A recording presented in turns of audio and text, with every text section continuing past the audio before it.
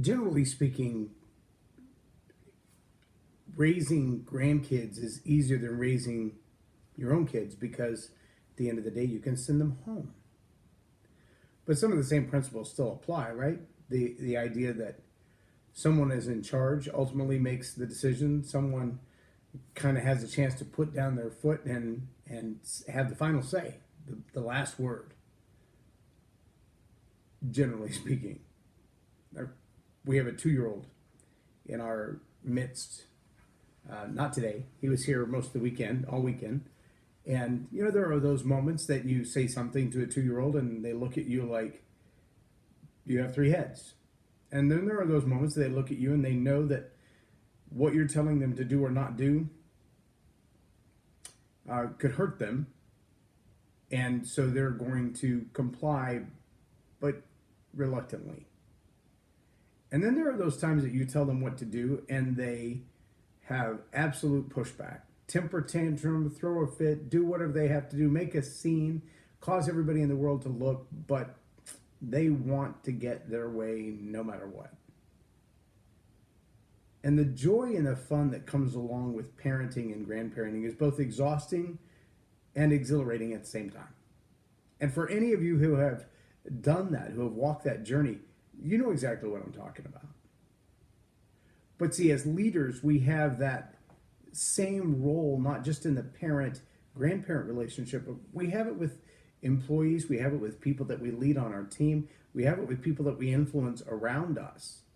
There used to be a television commercial, I haven't seen it in quite a while, I don't know that it even still exists, but it would say, there'd be a crowd of people talking, and then someone would whisper to another person, E.F. Hutton says, and then the whole room would go silent.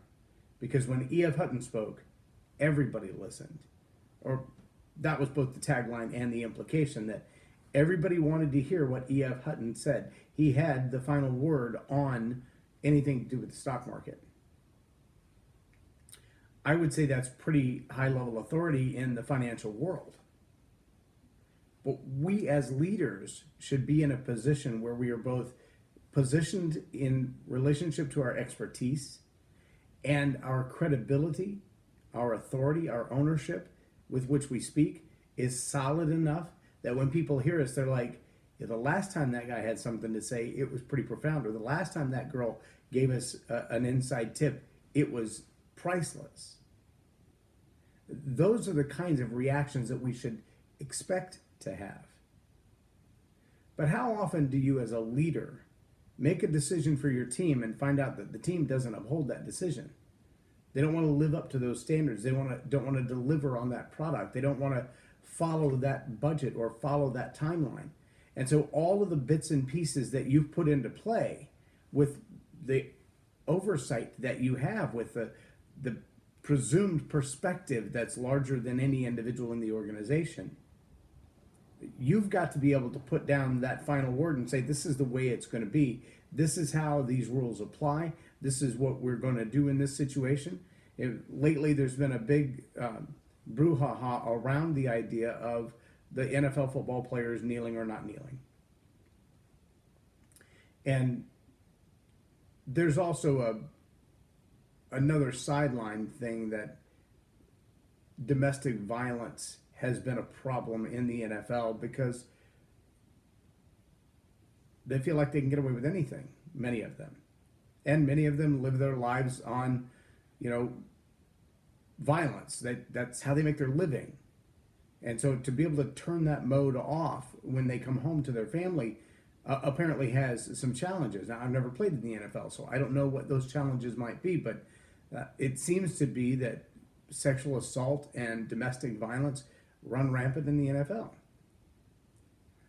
It's ironic that some of the team owners and even the commissioner want to have a final foot down kind of a play when it comes to the domestic violence aspect or the kneeling aspect, but not both. They don't want to draw a hard line on both. It's kind of a pick one or the other. Either the NFL does have the authority to modify and manage the behavior of the players on the field, or they don't. Either your big brother nanny state telling them how to behave on and off the field and what kind of life and conduct they should have and what they should believe and what they should stand up for, or you don't. But you do need to take a stand. And it is ironic sometimes the stand of the NFL with things like at one point they wouldn't allow them to wear the pink ribbon for cancer support. At another point it was the Patriots clothing, not the team, the New England Patriots, but in support of 9/11's anniversary. They wouldn't allow them to wear anything to do with that. They didn't want them supporting the fallen officers or the police officers that were shot in Dallas. But the kneeling at the national anthem and the kneeling before the flag. Okay, so I'm really kind of confused in what are the values of the NFL? Who has the final word?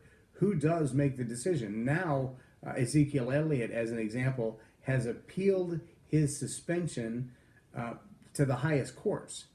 And they're trying to hash out who has the authority to tell him he can or can't play football, and based on what? It's a confusing mess. But the bottom line is, because of the wishy-washy decisions that have been made in the past, because of the decisions that have been questionable in the past, it's really hard for the leaders of the NFL, whether it's the players' union, the owners' union, or the big heads at the top of the NFL organization, it's really hard for them to put down their foot and be very clear on what's going to happen and know that they can expect that outcome, because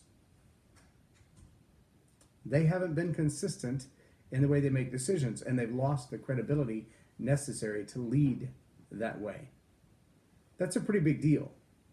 But it's also pretty common when a leader in an organization, whether it's 2 people, 20 people, or 2,000 people, when the leader in that organization doesn't have credibility, when their decisions have been questioned in the past, not just because they made a decision, but because the outcome of that decision was disastrous, those kinds of leaders find themselves in a weak spot when it comes to putting down their foot and saying, this is the final decision. If the decisions you've made in the past have not been solid, who wants to follow the ones in the future?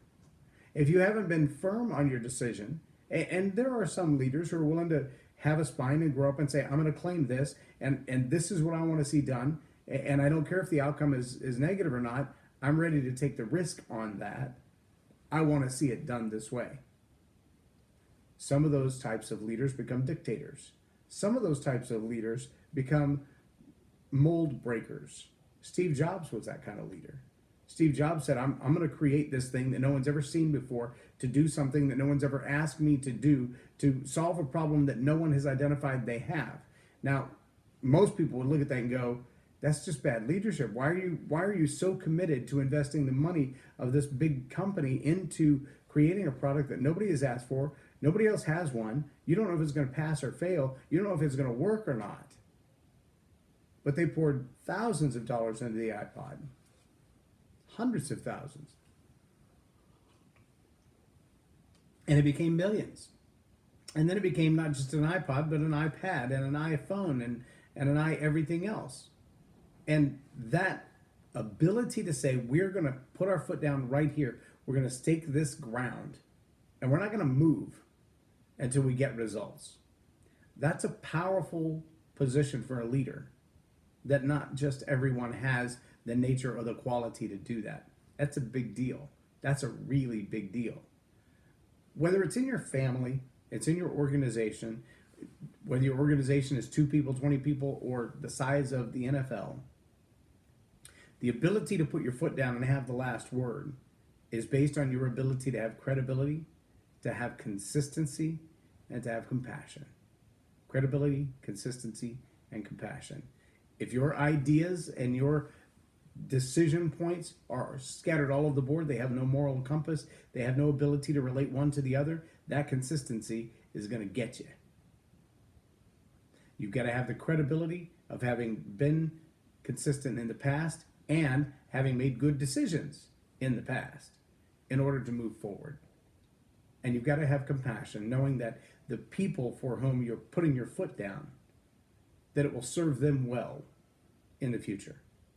That it will serve them well to follow the commands that you've given, to follow the orders that you've given, that it's going to benefit their life, it's going to benefit their careers, it's going to benefit their opportunity, and it's not going to harm them. I closed out the night last night. I think there were probably close to 700 people that showed up for the little church where we did a Halloween festival. They call it Trunk or Treat, and we just went and DJ'd the event for them. That group of people were all over the board as far as the type of people who showed up. Some were church people, some who had never been to church, some who couldn't care less about church. They came for the free candy, and that's fine. But the last song of the night was "The Cross Has the Final Word." And in your business dealings, in your relationship choices, in the people that you choose to hang out with, it's really easy to feel like, well, nobody makes that decision but me, because no one has to pay the price if I'm wrong, and no one else should get the benefit if I'm right. It's my decision.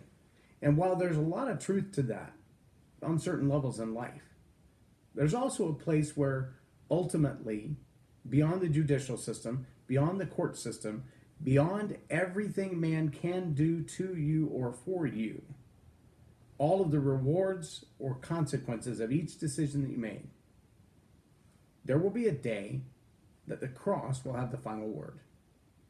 That the work of Christ on the cross will be the final decision. And all of your great business decisions, all the money that you've amassed, all the good things that you've done for other people won't matter at all. It will be strictly about the cross. Did you believe? Did you accept? Did you follow that young man from Nazareth? And in the end, all of your leadership decisions, all your parenting decisions, all your individual decisions will be measured by that one final word. The cross has the final word. I'm J Loren Norris, and you've been watching Tell It Like It Is TV. Have a blessed day.